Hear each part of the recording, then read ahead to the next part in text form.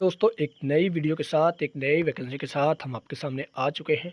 तो जैसा कि दोस्तों डेली बेसिस पर कोई न कोई वैकेंसी अपडेट होती है, तो उस वैकेंसी को अपडेट को लेकर हम आपको अपडेट कर देते हैं और डेली बेसिस पर इसी चैनल पर कोई न कोई जॉब अपडेट आपको देखने को मिल जाती है।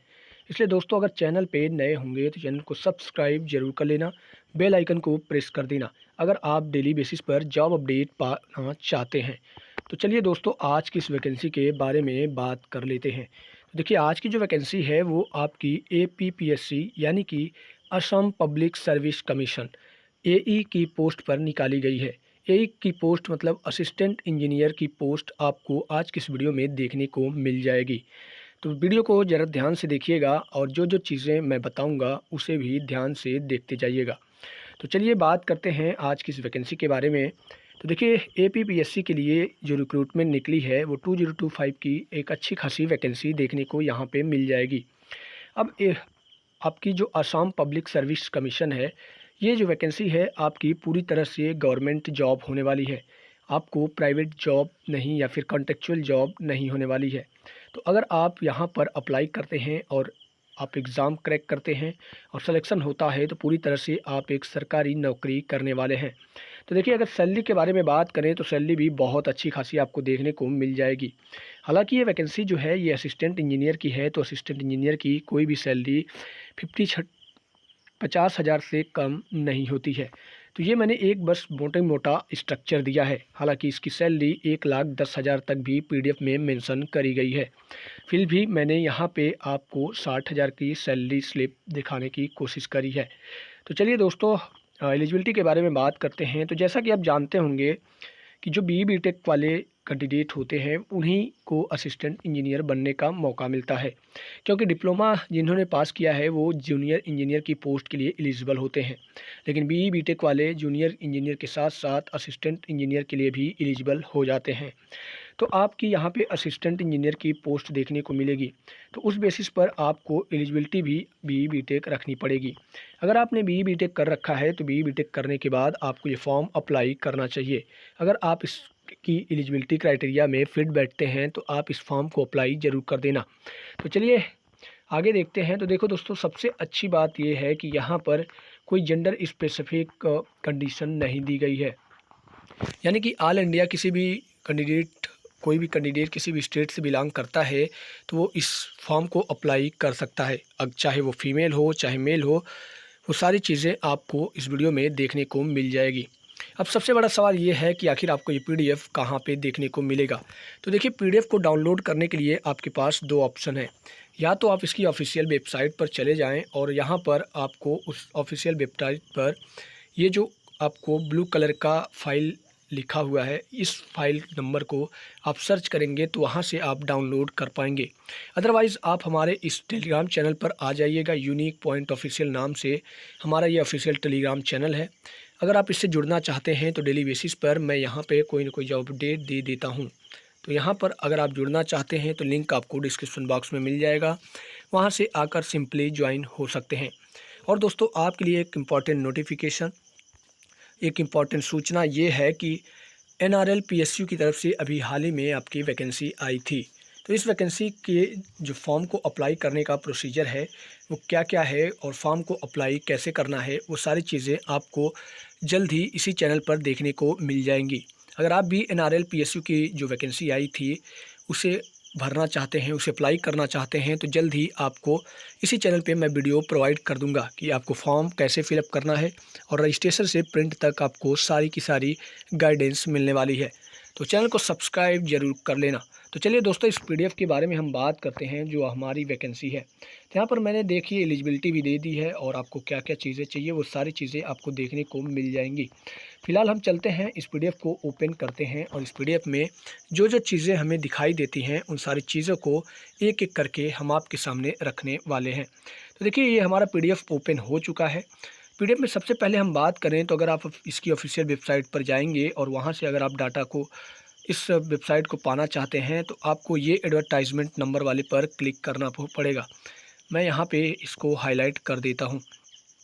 अब देखिए एडवर्टाइजमेंट नंबर भी यहाँ पर भी आपको वही सेम चीज़ दिया गया है। यहाँ पर एडवर्टाइजमेंट नंबर 312025 देखने को मिलेगा। जब उसी एडवर्टाइजमेंट नंबर पर आप क्लिक करेंगे तो ये PDF आप डाउनलोड कर पाएंगे। अब बात करते हैं कि ये जो आपकी पोजीशन है, इस पोजीशन में कौन कौन से लोग एलिजिबल होंगे।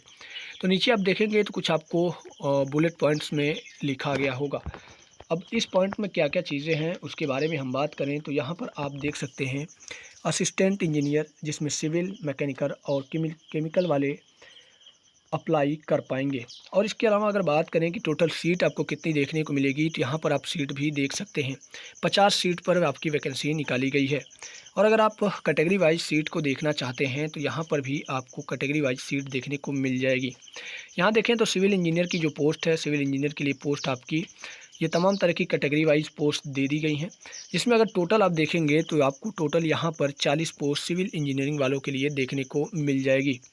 फिर नीचे आएंगे तो फिर यहाँ पर मैकेनिकल वालों के लिए भी वैकेंसी निकाली गई है।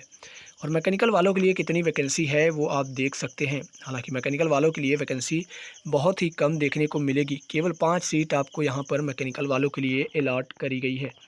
फिर इसके बाद अगर केमिकल वालों के लिए बात करें तो केमिकल वालों के लिए भी वैकेंसी आपको यहाँ पर देखने को मिल जाएगी। 2 सीट आपकी जनरल की है और टोटल सीट देखें तो 5 सीट आपको यहाँ पे देखने को मिल जाएगी। फिर नीचे चलेंगे तो यहाँ पर देखिए सैलरी स्ट्रक्चर के बारे में बात कर लेते हैं कि आखिर आपका पे स्केल और बेसिक सैलरी स्ट्रक्चर क्या रहने वाला है। तो यहाँ पर आप सैलरी देख सकते हैं, सैलरी 30,000 से लेकर 1,10,000 के बीच आपकी रहने वाली है। तो सैलरी जोड़ जाड़ के देखा जाए तो 1,10,000 तक भी आपको सैलरी मिल सकती है। अब देखिए एलिजिबिलिटी क्राइटेरिया के बारे में बात करें तो एलिजिबिलिटी क्राइटेरिया मैंने पहले ही बता दिया था कि जनरली जो BTech वाले कैंडिडेट होते हैं वही आपके असिस्टेंट इंजीनियर की पोस्ट के लिए एलिजिबल होते हैं। और यहाँ पर अगर हम बात करें तो एज लिमिट आपकी क्या होनी चाहिए, तो देखिए मिनिमम एज लिमिट आपको 21 साल से लेके मैक्सिमम एज लिमिट 38 साल तक होनी चाहिए। तो इस बात का आप ध्यान रखिएगा, ठीक है। फिर आगे नीचे चले तो नीचे चलने के बाद आपको यहाँ पर फैमिली स्ट्रक्चर कुछ दिया है, लेकिन हमें इससे अभी कोई मतलब नहीं है। तो हम यहाँ पे आएंगे तो अब देखिए हमारा इम्पॉर्टेंट डेट आ जाता है कि हमारा इम्पॉर्टेंट डेट क्या क्या चीज़ें होने वाली है। तो यहाँ पर अगर आप देखें तो 15/9/2025 से आपका एप्लीकेशन स्टार्ट हो चुका है और इसकी जो क्लोजिंग डेट है वो 14/10 को है, यानी कि उससे पहले ही आपको ये फॉर्म अप्लाई कर लेना है। लास्ट फीस पेमेंट करने की जो डेट दे दी गई है वो 16/10/2025 दे दी गई है। और बाकी नीचे चलें तो नीचे चलने के बाद आपसे एप्लीकेशन फ़ीस के बारे में बोला गया है कि आपकी एप्लीकेशन फ़ीस क्या होनी चाहिए। तो देखिए एप्लीकेशन फ़ीस आपकी नॉमिनल रखी गई है। अगर आप जनरल कैटेगरी या फिर किसी अन्य स्टेट से बिलोंग करते हैं तो आपको फ़ीस यहाँ पर 297 रुपये या 298 रुपये आपको देखने को मिल जाएगी। वहीं अगर आप उसी स्टेट से बिलोंग करते हैं OBC या फिर MOBC में बिलोंग करते हैं तो आपको 197 रुपये पेमेंट करना पड़ेगा। और अगर आप SC ST या फिर PWD कैंडिडेट हैं तो फिर आपको 47.27 रुपये फ़ीस पेमेंट करनी पड़ेगी। और इसके आगे नीचे चलें तो नीचे चलने के बाद यहाँ पर आपको अप्लाई कैसे करना है उसके बारे में आपको गाइडेंस दे दी गई है। यहाँ पर कुछ इंस्ट्रक्शन दिए गए हैं और इंस्ट्रक्शन में आपको सबसे पहले यहाँ पर जाना है, ये इसकी ऑफिशियल वेबसाइट है और इस पर जाना है। करियर सेक्शन में जाएंगे और वहाँ पर रजिस्टर हियर पर क्लिक करेंगे। वहाँ पर आपको 1 टाइम रजिस्ट्रेशन करना पड़ेगा। उसके बाद ही आप डॉक्यूमेंट्स अपलोड करने के बाद इस फॉर्म को अप्लाई कर पाएंगे। तो उसके बारे में यहाँ पर आपको पूरी गाइडेंस दे दी गई है। फिर इसके बाद आपको कुछ यहाँ पे इंपॉर्टेंट्स पॉइंट दिए गए हैं जो कि आपको अगर पढ़ना चाहिए तो आपको पढ़ लेना चाहिए, ठीक है। और बाकी नीचे चलें तो यहाँ पर जितने भी डॉक्यूमेंट्स आप लेकर जाएंगे और इंटरव्यू के दौरान उस वक्त आपको सारे डॉक्यूमेंट सेल्फ असिस्टेड और ओरिजिनल कॉपी के साथ जाना पड़ेगा। और यहाँ पर आएँ तो यहाँ पर डायरेक्ट रिक्रूटमेंट ये जोन्स हैं, जोन्स वाइज आपकी जो भी डिटेल दे दी गई हैं तो इसको आप देखना चाहें तो देख लीजिएगा। बाकी हम नीचे चलें तो नीचे चलने के बाद अब हमारी PDF टोटली कवर हो चुकी है। तो दोस्तों जितनी भी वैकेंसी आई थी इस असम पब्लिक सर्विस कमीशन से रिलेटेड वो सारी की सारी वैकेंसीज़ हमने आपको बता दिया। अगर आप चैनल पे नए हैं तो चैनल को सब्सक्राइब कर लेना, बेल आइकन को प्रेस कर देना, क्योंकि डेली बेसिस पर इसी चैनल पर कोई ना कोई वैकेंसी मैं अपडेट कर देता हूं, तो आपको भी कहीं ना कहीं फ़ायदा मिलने वाला है। तो बिना झिझक किए आपको इस चैनल को सब्सक्राइब कर लेना चाहिए। तो मिलते हैं दोस्तों एक नई वीडियो के साथ, तब तक के लिए दीजिए इजाज़त। धन्यवाद।